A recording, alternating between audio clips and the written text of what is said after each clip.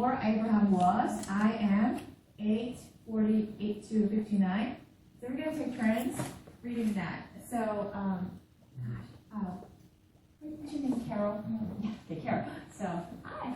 Can you please read before Abraham was, I am, in the middle, where the arrow is? The number? Yeah. Page 23. Before Abraham was, I am. So that section. Before Abraham was, I am. Abraham, the first of the forefathers, was highly acting. The Iranians identified themselves as the descendants of Abraham, referring to the fact that they were children of God and people of covenant, God's chosen people. Right. So, I'm going to actually start with John 8.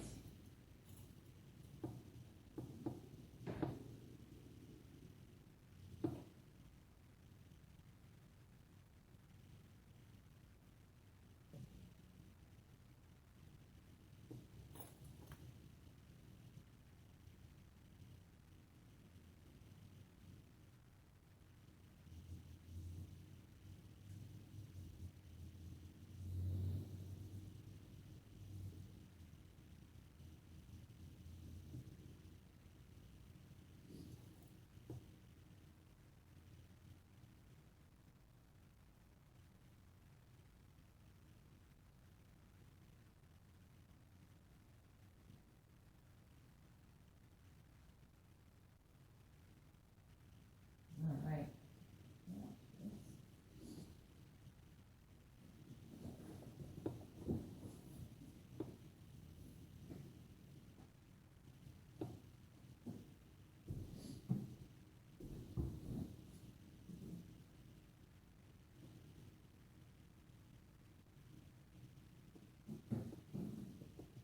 So last time we talked about Jesus being the bread of life, or dumpling of life, rice cake of life. Right? So he made statements about himself, and when he started to do ministry, at the age of 30, he did very short ministry, only for 3 years. He did not spend like 70 years in ministry. It's mysterious, but he accomplished everything. So when he was doing ministry, people were marveled at his miracles, feeding of the 5,000 with 5 loaves and 2 fish. He healed the sick. People were paralyzed and they were lying there for, one person was lying there for 38 years, completely incapable.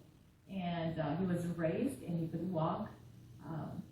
The blind will receive sight. And so these are like marvelous miracles. And people were like, at one time, they tried to make him a king. Other times, they were like, who is this man? And especially the crowd, not necessarily of high position. They were just normal people, average people.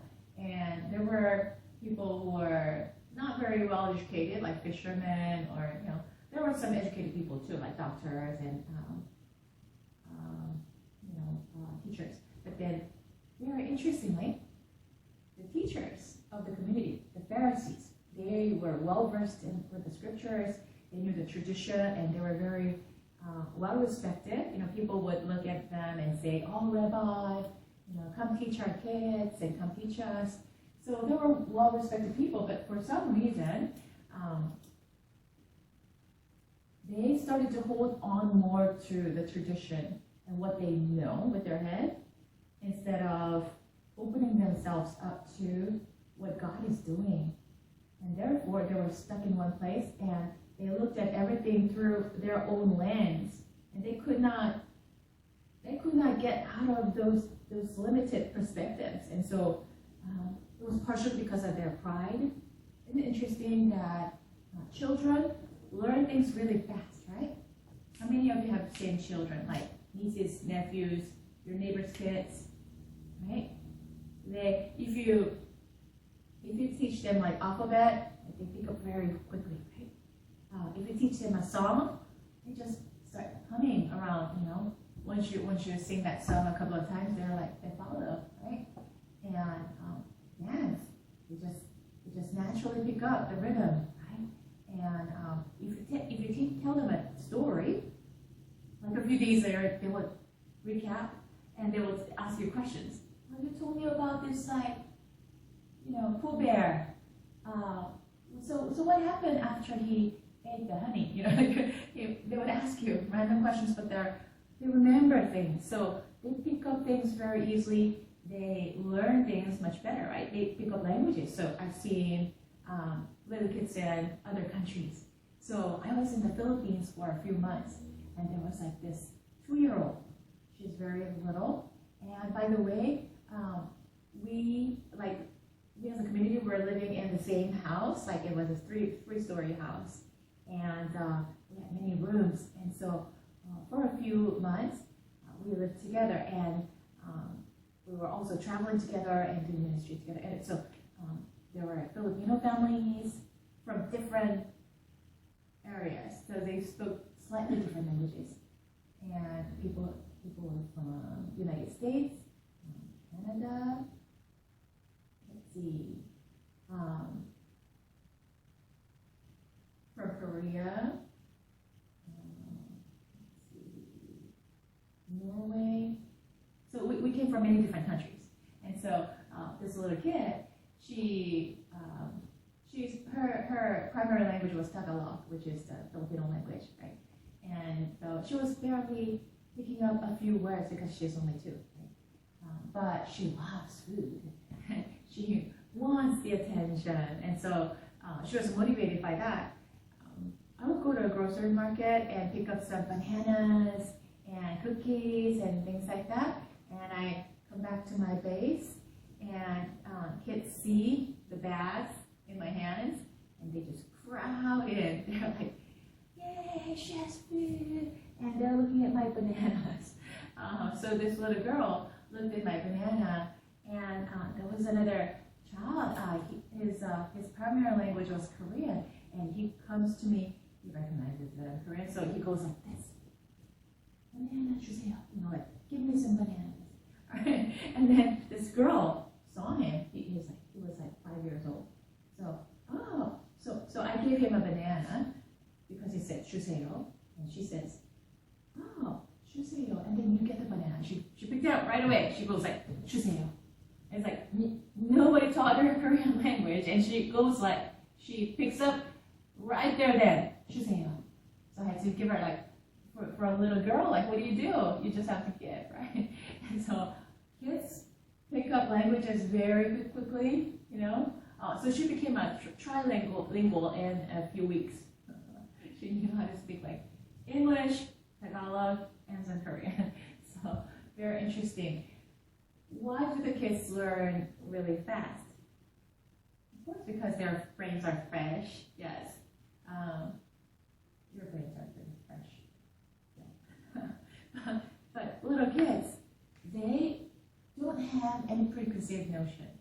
Like, they don't have their own thoughts. Their mind is not filled with things. They don't filter things. You know, they don't have any reservations. They don't have any fear. They don't have any doubts. They just take it in, right, with open mind. So open-mindedness is very important. Because they're open-minded, they pick up so many things quickly, right?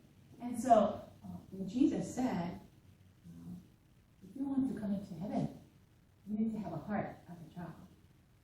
You need to be like a child. So back in those days, these days that we cherish children, and we have schools for children. Back in those days, no. They had no preschool, no kindergarten, no elementary school, no high school, no schooling. Well, they had some teaching, but that was about it. No child care, no toys. Forget it. No toys. No toy store. So basically, the babies grow up watching what the adults do, and then say if your dad is a carpenter, you would play with those carpenting, tools, carpenter's tools, and you would learn immediately, like, if you're 10, 12, you're acting like an adult. And so there was nothing that was called childhood, adolescence, no. And so they just picked up immediately what the adults were doing, and they learned to work. So that's what was going on. And also, children were they were not taken seriously. So, because little children, they make noises, right? They cry, they laugh, they chat. And so, when the adults are doing something important, they're like, hey, they try to shoo them away. Like, our rabbi is teaching, go to the corner, play on your own, like, eat something, be quiet, right? And so, they were not treated, in a special way. No, they had no YouTube videos, they had no phones. And so, they're like, okay, go out, get out there, do something, okay, keep this place quiet. However, Jesus said, when he was teaching, obviously the kids were making noises, they were crying, they were making messes, and it's kind of disruptive. So his disciples tried to quiet them down. You guys, go out there and, do something. Don't bother the adult activities. We're trying to learn from Jesus. But Jesus said, don't keep them from coming to me. And especially because when he's teaching, because kids love Jesus, they would come closer. They would come and they try to sit on his lap, which is like a no-no. Like, you don't do that to a rabbi, right? In the old days. And so the disciples were like, we're so sorry. Like, we'll have a crowd control. Like, we'll control them. But Jesus said, no, don't keep them from coming to me. Let them come to me. I love children. And in fact, if you don't become like these children, you will not enter heaven. So, what does that mean? Entering into heaven means coming into the love relationship with God, being restored to that covenant relationship. To do that, what it takes is open-mindedness, and humility, and receptiveness. You have to be open-minded and be able to understand. Like, when somebody says, you know what, we were born in sin, we're immediately, offended, naturally we're offended. Like, I'm a good person, like, I don't, like, I do good things, like, I'm not a bad person, why are you calling me a sinner, right? But little children, they're like, oh, really? I'm a sinner? Like, how come? I don't understand. But if you explain to them, because when you were born, you received the spiritual DNA of sinfulness from Adam and Eve. Oh, really? Tell me about Adam and Eve. So they are so open-minded. They understand it. They grasp it really fast. And they're like, oh, really? And that there's a way to salvation? Yeah, I want it. Like, a gift of salvation? I want to receive that gift. So they quickly understand, and they come into that covenant relationship. And therefore, heaven is theirs. It's not difficult. So that's why Jesus said, you need to be like children. There was one thing.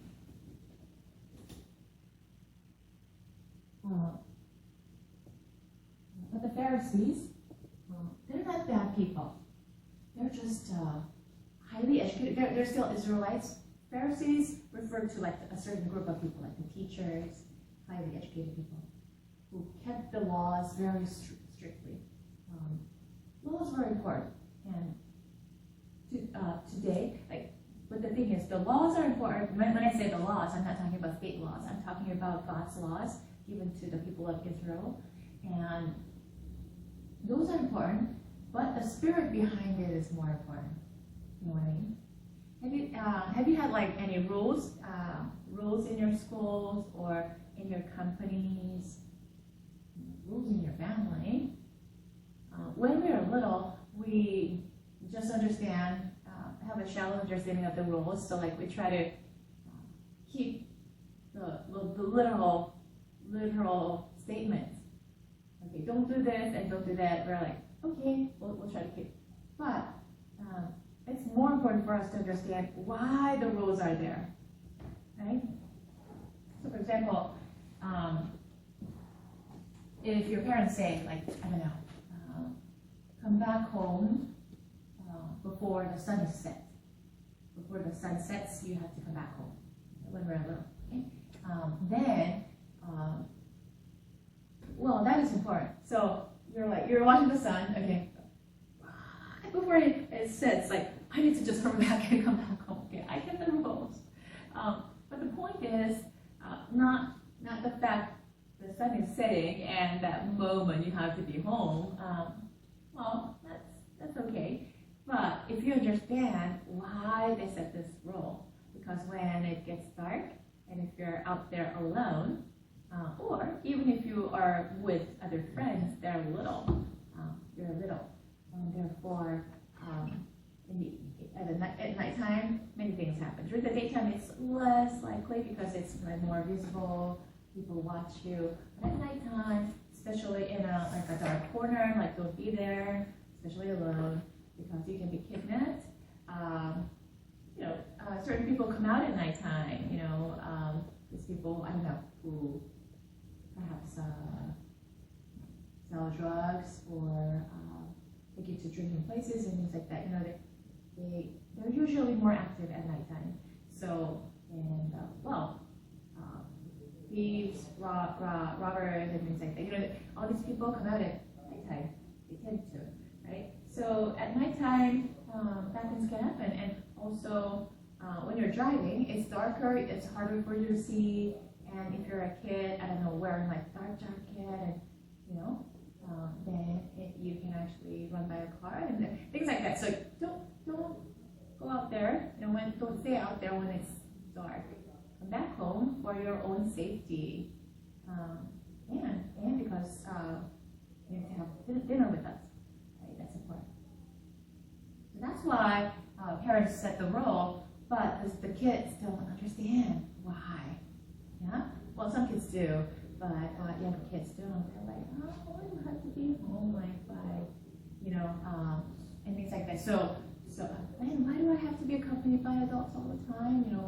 They may not understand. So they try to keep the words, but then it's actually more helpful if you understand the meaning behind and why the rules are there. Right? And so, interestingly, although the Pharisees, I'm not talking about 100% of the Pharisees. There were people who really feared God, who really tried to understand God, like Gamaliel. He was a Pharisee of the Pharisees. He was a good teacher, but he taught Apostle Paul and many other people. He had an understanding of God, and although he was a Pharisee, he was not bound by the tradition, and he was a deep thinker. He was like, what if God does things differently? He operates in a different way. What if Jesus is truly the Messiah? What if this event is what God is doing? He was not swayed by other people saying or what other people thought of the situations.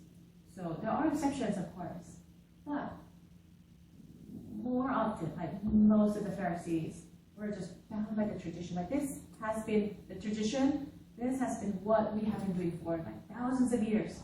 Who are you to say that we should change? We don't want to change.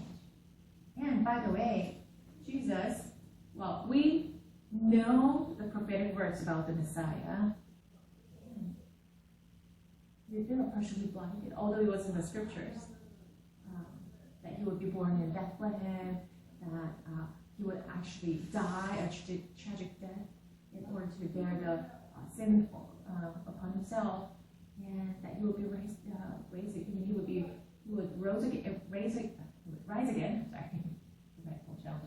rise again from death on the third day, and all that. They forgot about those important things, and they held on to their own understanding of who the Messiah should be and how he should be like, where he should come from. So they certainly did not see Jesus as the Messiah. And Jesus himself did not claim to be the Messiah because he is a person. You see, God is invisible. He's not visible. You know that he's a person. He has personality. He has emotions. The way you and are created. We have physical bodies, but we have emotions, we have thoughts, we have spirits. We're created according to God's own image, meaning that we inherit certain characteristics of God, including emotions. And so when you go to a friend's house, okay, if your friend is like, hey, come on in, oh, I haven't seen you in a while, give me a hug, and come on in, let's eat something together, let's chat. Then you feel really welcome, and you want to come again, right? You want to go to that friend's place again. But if you knock on the door and this friend is like completely like, were we supposed to meet today? Like, okay, all right, just come in.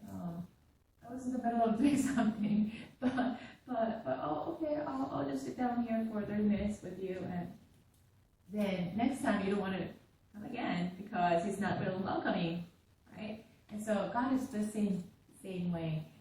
He, although he's invisible, he has personality and his emotions. And so when we welcome him, then he would come and minister to us. If we are like, I don't know, I've got stuff to do, like I got work to do, I'm not sure, I'm not sure if you really exist and things like that. I'm not quite sure about this. Then he won't minister to us.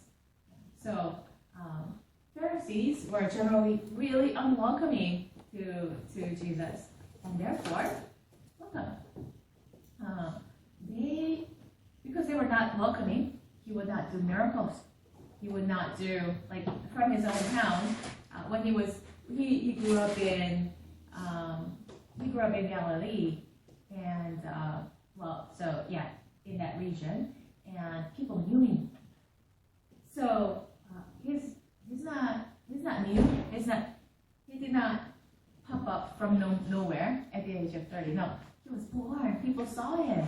It's like, we know that kid, from Joseph and Mary's household. Like we've seen him before. We saw him grow up. He stumbled a few times learned to walk, and we saw his mother feeding him and all that. So we know him. We know him from little childhood, and therefore, a little boy who grew up here, like he is the Messiah? No way. There's nothing mysterious about his being. And by the way, he's from a humble background, like he's not educated. So that's why people were so surprised, because he's not educated. Suppose you have a person who's never gone to a school, no kindergarten, no elementary school, no high school. Okay? It kind of shows, right? When they have no education whatsoever, it kind of shows. But he was not educated. All of a sudden, he stands in a synagogue, which is like a temple, and he opens up the scroll and he starts teaching. And the words that come out of his mouth is amazing. It's better than the Pharisees, who have been educated all their life. And so people were all surprised. How can this be? Isn't he a carpenter's son? How is it that he has such knowledge and understanding? We don't understand this.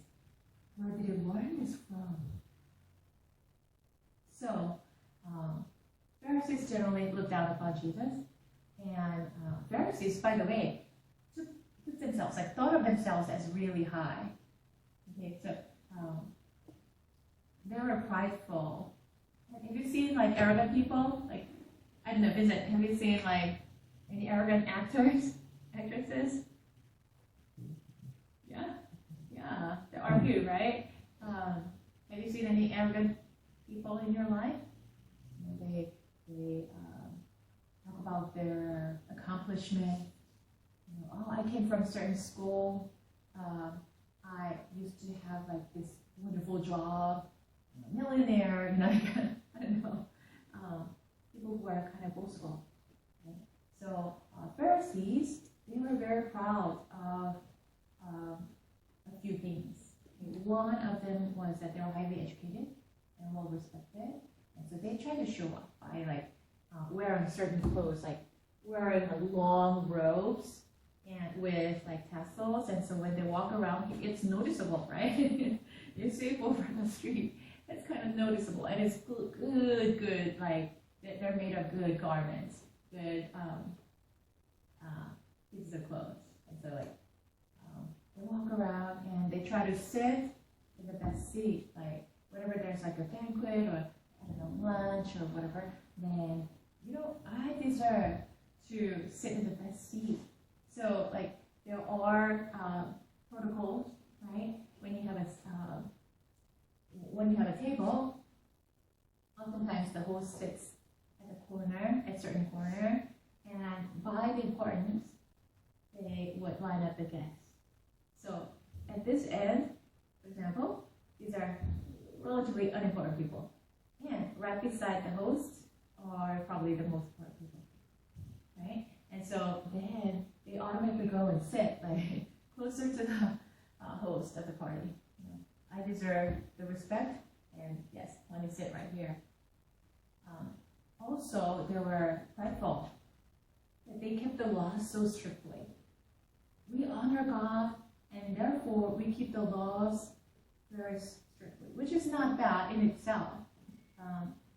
If you take God seriously, it's great. However, their focus shifted from loving and following God to keeping the laws. Like, we keep the laws, the laws, the laws, the laws. The laws became their God, and therefore, without understanding the meaning behind all these laws, they can be summarized by two statements.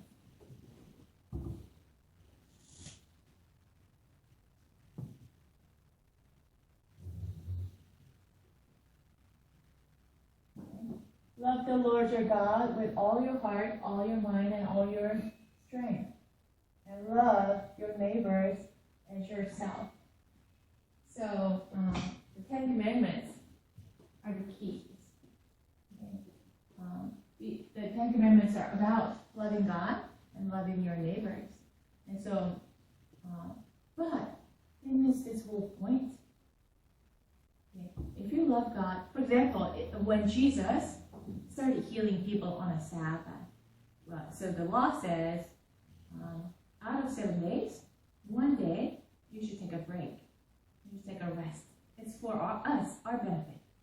Because we're designed to work hard, but then at the same time we need to take a break so that we can be restored, recuperated, and we're refreshed, and then the next day comes, then we can actually feel refreshed and start a new day. But they did not understand the meaning behind or the true intention behind it. Well, not just we get a rest and it's good for us.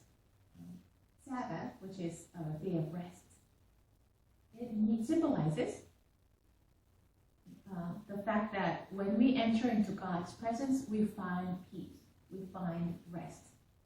So, although there are days when we're lying down in the bed, but our thoughts are going on, like our mind is busy, and even at nighttime, like, oh, I got this to take care of, that to take care of, oh, this person did this to me, that person did this to me, I got so many problems, okay, oh, what am I going to do, right?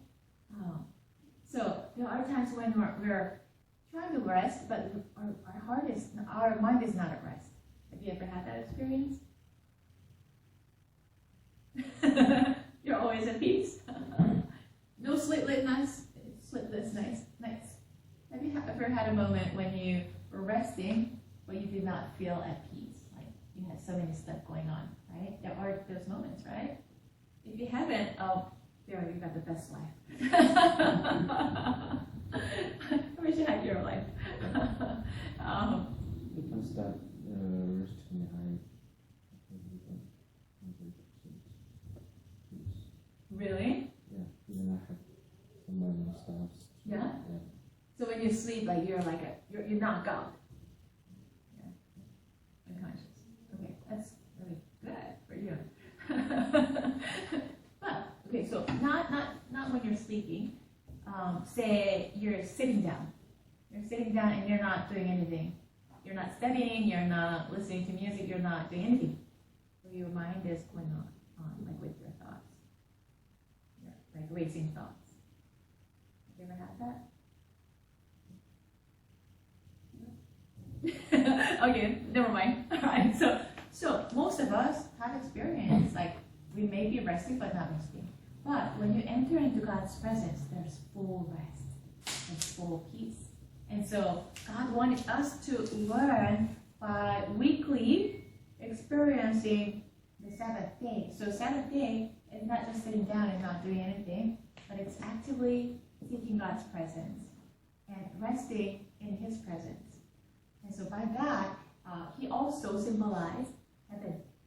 So when we die, if we're in love relationship with God, then when we physically die, then we go to heaven. Heaven is a place of rest. There's no toil, there's no tears, no Wuhan viruses, no wars, no hatred, no restlessness, no sadness. There's only joy, peace, love, harmony, this incredible amount of happiness right there.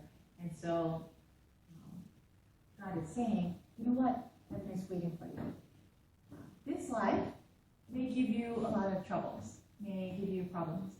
Life is a problem, isn't it? Like we always have something going on that we have to kind of resolve. It could be a relationship, it could be your visa status, it could be your, I don't know what to do in the future, or I don't know, for some students, like grades matter, jobs, finance, parents, he has children. So life is full of problems. However, if you remain in me, you can still experience peace in the midst of trouble. And when you enter into heaven, there will be complete rest. He wanted us to learn that by living it out weekly entering into Sabbath. That's why Sabbath is there. But Pharisees forgot about the whole thing. They said, on the seventh day, or the first day of the week, actually, Sunday is supposed to be the first week, you should rest. And resting means you don't walk certain miles. You cannot even spit on the ground. That's the third word. Let all your mules, donkeys rest. Therefore, you should not visit your friends. Even if your friends are sick, don't visit them. Right? You're supposed to rest. Okay? And on that day, you are supposed to be doing this, thinking about God, not do this. So they literally kept the laws, but they forgot about the spirit behind. And so that was a big concern for Jesus. They saw that they were on the surface very holy and they were godly. They didn't do anything really wrong. But deep in their hearts, there was something wrong. They were missing God. For example, the heart comes out when a situation happens, right? So back to, did I talk about the Bethesda, the pool of Bethesda on the Sabbath? So I'll talk about that right now. There was a pool called Bethesda, and it was near the Sheep Gate, one of the big gates in Judea, in Jerusalem, one of the gates. So there were a few gates, and people would enter through those gates, and they would go out through those gates. So the city would be surrounded by the walls, and they would have gates. And they would open the gates at certain hours each day, like maybe, 4 o'clock in the morning or something like that. And then they would close the gate, like midnight or something, so that there were curfews. Now, Sheep Gate was one of the gates. Near the Sheep Gate, there was a pool. It was a miraculous pool. It's like a Disney movie. So it's a healing pool. When you, if your finger is burnt, right? So you have blisters. If you, there was a moment, a certain time of certain month, and the water, an angel will come, and the water will be stirred up. It will start bubbling. If your finger in there the first time, like before anybody else, unhealed, right? If you are blind, blindness cannot be healed. Even with modern technology, it's really hard. It's close to impossibility to open any blind's eyes, right? So a blind person comes, and when the water is stirred up, he dips himself in the water before anybody else. Oh, he receives sight. It's amazing, right? Anybody with arthritis, anybody with incurable diseases, cancer can be healed, right? If you just dip yourself in the water at the right timing. So then you can imagine people will just gather around that place daily because they want to be healed. Have you ever seen in your own family members or in your among your relatives who suffer from like chronic diseases? They're in pain. Some may be dying, right? And so then they always want to gather there just in case if their friends help them, they can just put themselves in the water right at the perfect timing. They'll be healed. That'll be great, right? And so it was a crowded place. There was one person who was paralyzed for 38 years. I talked about this, right? 38 years. If you don't walk for 38 years, even if you were completely normal, and maybe you were buff, maybe you were completely healthy, maybe you had muscles, maybe you were a runner or a weightlifter, but if you lie down for 38 years, you are not able to, your muscles go away, your bones become weak, and you start having like rashes on your back, and your system is not working anymore if you're lying down. So basically, a normal person would get sick by just lying there for too long. And so this man, by lying there for 38 years, he was certainly incapable of doing anything. He could not move his fingers properly. And by the way, he was a lonely person. He had no friends. So when Jesus was passing by the way, Jesus does not happen to be in one place by coincidence. No, he was completely in tune with God, the Father, and wherever God told him to be there, he would be there.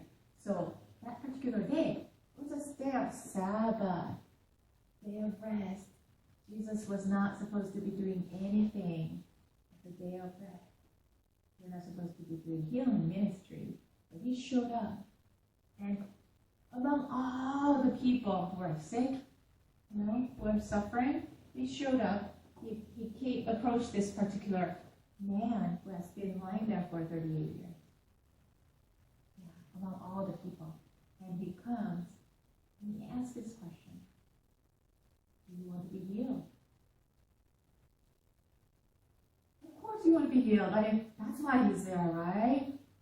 Because he wants to be healed by dipping himself into the pool. That's why he is there. But you know what? Jesus asked that question. Why? He wants to see that he responds with faith. Either you can heal me, and I want to be healed, therefore heal me. You want to hear that word of faith. But this man goes. He's been lying there for 38 years.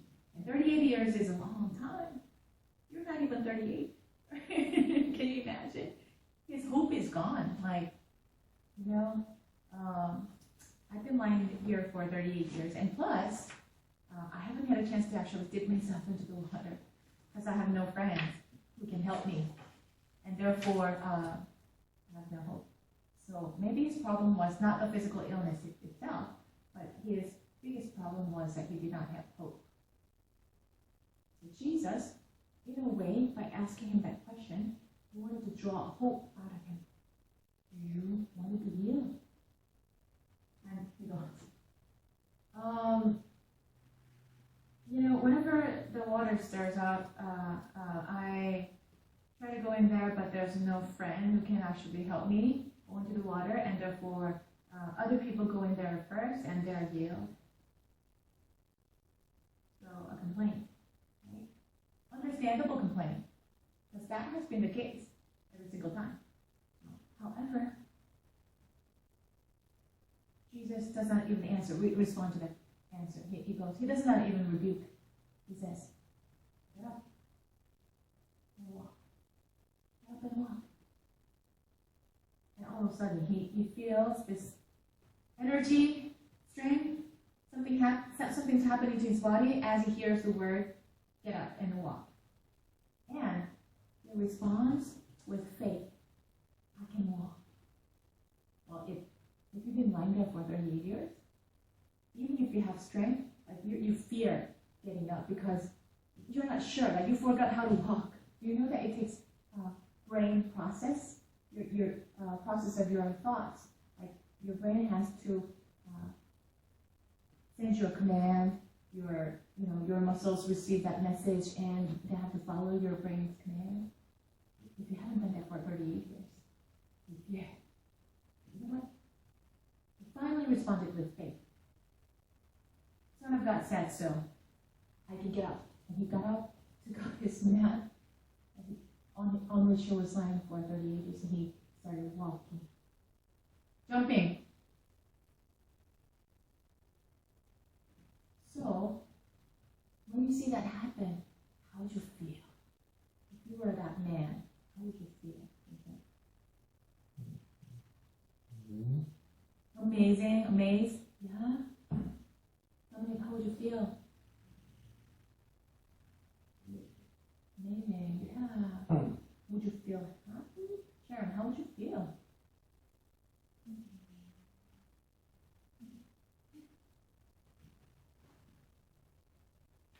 I would feel really joyful. I can finally walk. I don't have to come back here ever again. People can't point their fingers at me anymore. Because in the old days, if you're sick, then you're considered cursed by God. You must have done something wrong, and God cursed you. They can't say that about me anymore. Right? It's filled with joy. Oh, I can finally go out and do something. I can garden. I can go visit my friends, my old friends that I lost for 38 years. I can go see my mom. Okay, so you must have been filled with joy. And if you were the people in the community watching him finally walking, how would you feel? How would you feel, Carol?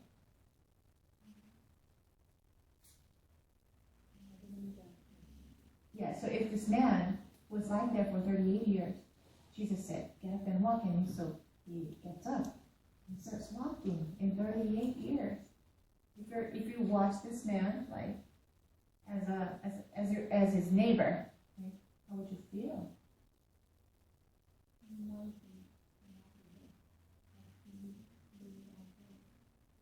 Yeah, that's true. But then he got up and walked.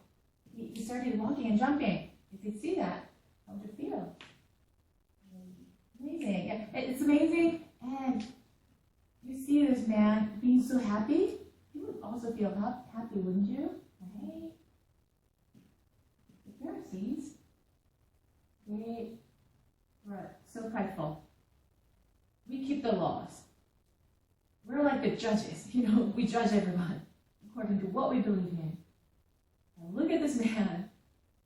He's been lying there for 38 years. Jesus, you're not supposed to heal anybody on Sabbath. This is a day of rest. You just broke the law. Why are you doing this? If you break Sabbath, you need to be stoned to death. Oh, and that was their heart attitude. That's why Jesus did not like them. That's why Jesus even told them, like, you say you are the Abraham's descendant. If you're truly Abraham's descendants, you will recognize that I'm the Messiah. You would not say the stuff that you're saying, and you would not treat me like this. If you really believe in God, your hearts will not be that hardened. Jesus did not hate them. I don't think he hated anybody. Jesus just felt so disappointed and upset about the fact that these people are so hard-hearted, that they're not able to see the spirit behind the laws. Day of rest is for human beings, for us to enjoy, for us to rejoice in God. And this man being healed, yes, Jesus broke the laws, yes, by healing. This man has been waiting for 38 years. Jesus could not wait any longer. He could not wait until Monday, the next day, to heal this person because he felt the pain and suffering. He did not want his son, his child, to suffer anymore, to be healed. Because that's the most loving way. Like there's a way to love God and to love your neighbor. So Jesus operated by love. Pharisees operated by the laws themselves, the literal laws, and therefore they miss the whole point. Now we just read John chapter 8. Maybe arthritis. Maybe we have some problems. He was very old. His wife was pretty old, and therefore she passed the childbearing age. What God was saying, Abraham, leave your home country, go to this land. It's a long journey, however. And Abraham didn't know. They did not have Google Map. They did not have Waze. Okay, they did not have any GPS. They did not have a map either. They did not know where they were going, how long it was going to take, and in the end, what they will actually find in the land of Canaan. So solely based on what the Lord was saying, by that one sentence, he believed, and he gathered all his family members, including his wife, and he gathered all the positions and they took off. And when you're on the road trip, even if you're on a donkey or a horse, you can't take too many things with you. You can't take a piano with you, no, right? You can't take your house with you. So you're pretty much like, you make a backpack maybe, and some water, some food, and just take off like that. It takes a lot of faith, a lot of trust that God will provide in order for you to take off that journey. But he did. That was credited to him as righteousness. It's the fact that he listened, trusted, and obeyed. So, God works in mysterious ways. This is typically how God works. Typically. Our Creator God does not say, okay, here's your 20-year plan, and here's your GPS. Okay, just in case you need to bring with you your savings and, your stock, your properties. You need to sign up for this insurance, life insurance, health insurance, auto insurance, earthquake insurance, everything, okay? You need to sign up for that. No, he does not say that. He says, everything that you're familiar with, even your friends, your relatives, come and follow me. I want to bless you. Yesterday, from a different class, we talked about blessings that come from God.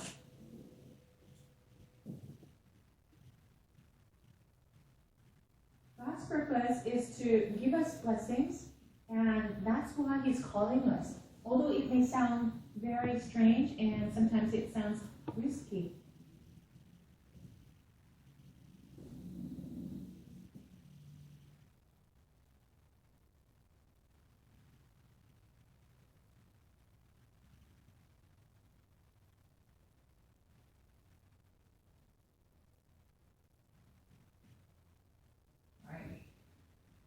I drew something. And some of my Chinese friends taught me that this sounds like what? Food? Yeah? Alright. Sorry for my chicken scratch. That's the best drawing that I can come up with. So we care about food. Yeah? So when I go to a Chinese restaurant, the curtains or the blinds, they have food, the letters food everywhere. Chopsticks have food, and your clothes have food, food marks everywhere. Sure? Because you want food. You want food to come in. God called Abraham, although it sounded like a very risky calling. You have to abandon everything that's familiar to you. You have to leave your job. You have to leave. I'm not saying that when God calls you, He tells you to leave your job. No. But for this particular case, He said, leave your carving job. Come follow me. I'll take you to a foreign land. You gotta trust me. The reason I'm calling you is because I want to give you food. I want to bless you. Abraham did at the age of 75. If you're like 25, yeah, okay, I'll take the rest. I mean, if I waste like 3 years, fine. I'll come back and do something else. But at the age of 75, oh. And by the way, God gave him a promise. I will bless you. I will make you into great nation. Like, I will make you father of many nations. Really? Would you believe that, Carol? If God says, like, Carol, I will make you into great nations, like many nations. It's kind of hard to imagine, right? Yeah. Carol, do you have a child? No? Okay, so Abraham was married, but he was old. He was 75. His wife, Sarah, was very old too. She was in her 70s. So people in their 70s don't bear children, no. Sarah was not capable of bearing a child. But God said, I will give you a child. I'll give you a son. And through him will come many nations. And he's like, oh. But Abraham didn't laugh. Sarah laughed. Because she knew she couldn't have a child. Right? But God said, as it took off by faith, here and there they had to rest. They had to sleep. They had to, at nighttime, God woke up Abraham. Abraham. Look at the sky. Look at the stars. If you go to like a pure area, like with pure air, you see so many stars. If you go to Hawaii, you will see like that sky is filled with stars. Here in LA, because it's so like polluted, you don't see too many stars, but in Oregon, so many stars. It's just filled. They're about to like be dumped on you. Like there's no single space, like just filled with stars. Do you know that? And Abraham was looking at those stars. Abraham, see the stars? There are millions of them. There's Milky Way. You know what? I will make your descendants as many as the stars that you're seeing right now. Abraham, come out here. You see the sand on the seashore? Have you been to the beach before? Long Beach, Redondo Beach, Santa Monica Beach? Yeah? You been to the beach? You see the grains of sand? Can you count them? You can't count them. Even just a little bit, you can't count them because it's so many. Right? There's many. And God says, you see the sand? I'm going to make your descendants as many as the grains of sand. It's like countless. And Abraham, he goes like, okay, God, you can do it. He had this childlike faith. He believed. Wow. But on their journey, there were a few times when he doubted. Okay, so many years passed, like 20 years passed. Can you imagine? They're in their 90s. Abraham was like 100 years old. 20-something years later. And Sarah is like 90-something. So very old. And they waited for such a long time. And they never had a child. So then that started to happen. So Abraham was so like, he said, I followed you, I waited, and nothing's happening. God, oh, okay, so I have an idea. So Abraham did not come up with an idea, but Sarah, his wife, was like, you know what, I have an idea. We can make this happen. I have a younger servant. Her name is Hagar, and because she's young enough, okay, so it was common that your servant could marry your husband. So if you allow that, So it was commonly practiced that one man had many wives back then. Although God never recommended that because there are problems that happen if you have multiple wives or multiple husbands. So God only created Adam and Eve, one husband, one wife. But somewhere along the line, people started to practice this, and it was commonly practiced that one husband could have many wives. And so Sarah came up with a brilliant idea, or so she thought. My servant Hagar, she's like 30-something. She can get married to my husband, and they can have a child. Then, oh, God, okay, we don't need you anymore. All right, we just fulfilled your dream. Your promise came through. So, out of her own wisdom, she told her servant Hagar to marry her husband, which she did. And Hagar had a child, a son, and he was called Ishmael. Now, there's a problem. Because when God said to Abraham, you'll be with a child, he did not mean that he will have to go through some medical procedures to have a child. He did not mean that he'll get married to another wife to have a child. No. When he says, I'll give you a child, he means, I'll give you a child. I will give you a child. So Ishmael grew up. He was growing up. Many years passed. They still don't have a child, Abraham and Sarah. One day, angels appear. The messengers of the Lord appear. And they say to Abraham, next year around this time, you're going to have a son. And Abraham was like, really? Well, let Ishmael just inherit all my inheritance. It's like, he's my son, and he's going to be your dream and your promise coming through. Sarah was behind the door. She was listening to the conversations. She laughed. Do you know what that laughter was? You see that I'm like as good as dead, and you're saying that next year I'm going to have a child. It's like impossible. And so that was like a laughter of unbelief because it was so funny to her. But then, although she was hiding behind, the angel actually saw her. Sarah, stop laughing. I didn't laugh. No, you did. When your child is born, so you know what? You're going to be with the child. And so a year later, Sarah was incapable of having a child, actually bore a son. And they named him Isaac. Isaac. What does that mean in Hebrew? It means laughter. Because Sarah laughed. It wasn't a laughter of unbelief, but after having a son, she was so amazed by God's miracle, and she was so happy that she named him Isaac. So now it's not a laughter of doubt. It's not a sarcastic laughter, but it's just laughter of joy and happiness. So his son Isaac